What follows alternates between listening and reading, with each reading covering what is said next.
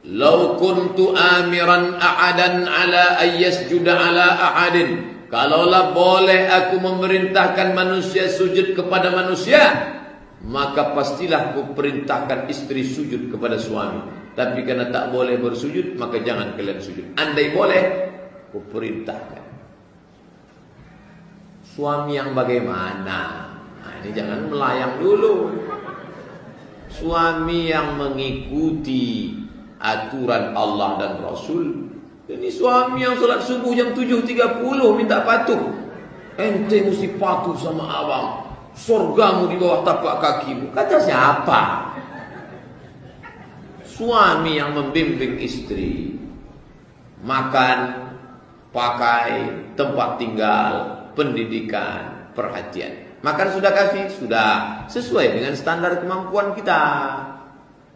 Pakai sudah? Sudah. Pakaian hijab syar'i, menutup aurat. Tempat tinggal? Sudah. Sesuai dengan janganlah sampai kita tertekan, stres. Pendidikan? Sanggup mendidik dia? Didik dia. Dari maghrib ke isya, adinda buka Quran, baca. Abang mau dengar. Sudah mantap bacaan. Tapi abang tak pandai mengaji. Kalau tak sanggup mendidik dia, bawa dia ke masjid. Hari Selasa, bawa dia ke Masjid Ar-Rahman. Dengar Dr. Mawardi Muhammad Saleh. Besok subuh Jumat, bawa ke An-Nur. Dengar pengajian Dr. Saidul Amin, penyakit-penyakit hati. Subuh Ahad, bawa ke An-Nur, Dr. Mustafa Umar. Hari Sabtu jam 10 pagi, bawa ke An-Nur, pengajian Asmaul Husna. Ya Rahman, Ya Rahim. Itu Asmaul Husna. Ya Malik, Ya Kudus, Ya Salam, Ya Mu'min, Ya Muhaimin. Apa artinya, apa maknanya? Itu dikaji semua oleh Dr. Mustafa Umar. Perhatian. Jangan istri minta perhatian. Asik lah. Bang, kenapa kau tak memperhatikan aku? Mau aku perhatikan ya? Lah. Gitu. Perhatian. Pendidikan. Perhatian. Sudah diberikan, melawan juga dia, maka nusus neraka jahanam tempatnya. Kalau sampai dia melangkahkan kaki keluar rumah tanpa izin suami, mati dia, maka matinya neraka jahanam.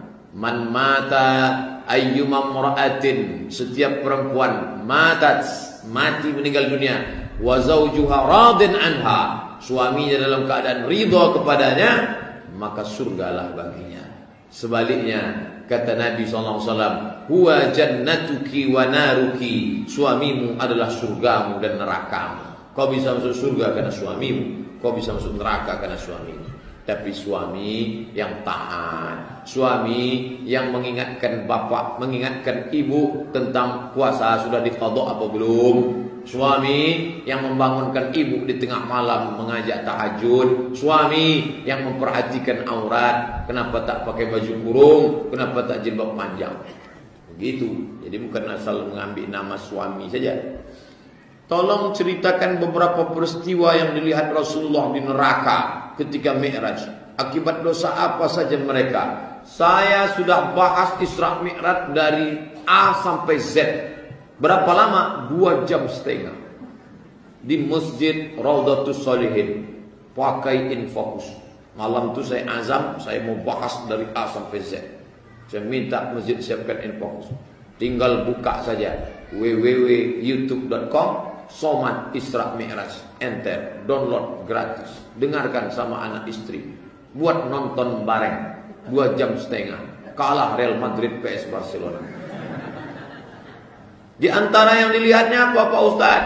Dilihat ada perempuan yang makan, laki-laki membuat memakan daging busuk, daging bangkai saudaranya. Siapa ini? Jibril. Mereka lah yang suka menceritakan aib saudaranya, tetangganya, kawannya, sahabatnya. Kalau ibu punya kawan suka menceritakan aib orang lain, waspadalah. Besok pagi ketika ibu tak ada, dia akan ceritakan aib ibu kepada orang lain. Kalau anak muda berjumpa dengan kawan, suka ngerumpi aib orang lain ke kita. Ketika kita tak ada, maka kitalah yang akan dia ceritakan orang lain. Itu sudah sifat dia. Maka cepat-cepatlah permisi. Beli kangkungnya 1 ikat, ngobrolnya 1,5 jam. Lalu kemudian Nabi melihat ada orang makan daging yang busuk, padahal ada daging yang segar. Siapa ini? Jibril. Inilah orang yang ada istrinya baik, cantik, solehah, tapi dia berselingkuh, berzina. Selingkuh. Sekarang selingkuh ini sudah menjadi biasa. Lagu pun judulnya selingkuh. Sepia. Selimut tetangga. Sudah menjadi tren dan gaya. Tak terhitung tak berapalah SMS WhatsApp yang masuk ke HP saya ini tentang perselingkuhan. Luar biasa. Ustaz, iya, suatu malam ketika lampu sedang mati, aku melihat ada cahaya terang benderang di kamar kami, dan cahaya itu pas di tubuh istriku. Kira-kira apa tuh Pak Ustaz? Istrimu sedang memeriksa HP-mu, Mas Bro. Karena dia khawatir kau selingkuh. Oleh sebab itu perselingkuhan ini luar biasa. Itu di antara beberapa. Kalau mau lengkapnya, bukalah YouTube, tulis Somad spasi Isra Mi'raj. Dapat nanti videonya di situ. Bagaimana cara keluarga saya mengundang Ustadz untuk mengisi acara di masjid saya? Saya baru bisa mengisi pengajian bulan Oktober. Dari sekarang sampai September penuh. Pagi, petang, siang, malam. Tadi ada ormas ngajak rapat. Ustadz kapan kosongnya? Dari jam 11 malam sampai azan subuh. Kalian kalau mau rapat, buat undangan, saya datang. Apakah sah orang bertatu sholat? Sah. Gimana cara kami mencari video Ustadz di YouTube? Tulis di situ Somad Tatu. Dapat. Tadi sore ada perempuan nanya, tak tahu entah dari mana. Ada yang menyarankan saya nanya sama Ustadz tentang menyambung bulu mata. Setahu saya dulu di kampung yang disambung tuh galah untuk njuluk jambu. Sekarang bulu mata disambung. La ilaha illallah. Saya bilang itu sudah saya bahas dulu di masjid PMC. Gimana nyari videonya Pak Ustadz? Tulis di YouTube Somad Tatu. Karena di situ ada pembahasan 5 tentang perempuan tukang buat tato, minta buatkan tato, mencabut bulu mata, alis mata, kemudian mencukur, mencabut, merapikan segala macam, menjarangkan gigi dan merubah ciptaan Allah. Ada videonya, share bagi ke kawan-kawan. Orang yang sudah bertato, maka kalau dia taubat, tak perlu dia setrika tatunya. Biarkan aja, sholatnya sah, wuduknya sah, karena tatu tak menghalangi, tidak najis. Ada tatunya gambar ular kobra. Biarkan aja. Ini enggak diambil je setrika. Mau belok-beloklah ular tadi. Biarkan aja. Tapi ada mazhab yang mengatakan tato itu najis. Mazhab Syafi'i. Ceritanya begini. Cara buat tato itu dilobangi kulit itu, setelah berlobang dimasukkan kahal. Kahal itu celah yang dipakai, dimasukkan kahal. Ketika itu membekulah darah. Itu yang disebut najis.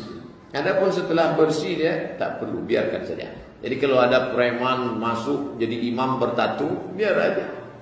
Imam di Jepang itu tato semua, karena mantan yakuza. Yakuza itu semua tato, dari sini saja bertatu semua. Yakuza, Allahu Akbar, Bismillahirrahmanirrahim. Buat tato, imam yakuza, ada video. Imam yakuza bertatu tapi bacaannya mantap. Udahlah bertatu tak pula mantap bacaan. Karena orang tua berkata air wudhu tak masuk, air wudhu masuk. Yang tak masuk air wudhu kutek, tak masuk. Atau alat pencelup rambut yang dari plastik, tak masuk. Tapi kalau dia macam hinai, henna, black henna tak apa-apa. Kuku potong pendek. Karena kalau kuku panjang tak masuk itu air ke balik kuku. Apalagi bertelur pula cacing di situ. Membuat bakwan dia. Saya makan bakwan tu hati-hati. Pori-pori tangan tubuh padahal niat hati saya ingin sholat dan tobat. Saudaraku yang sudah buat tato, kalian tobat saya, sholat diterima. Dengar videonya baik-baik. Kalau mau lengkapnya, somat tato enter. Adapun yang mau buat tato, jangan kalian buat tato. Ustaz dulu pernah buat tato. Dulu waktu kecil ada, kami buat waktu kecil. Ingin mirip Rano Karno.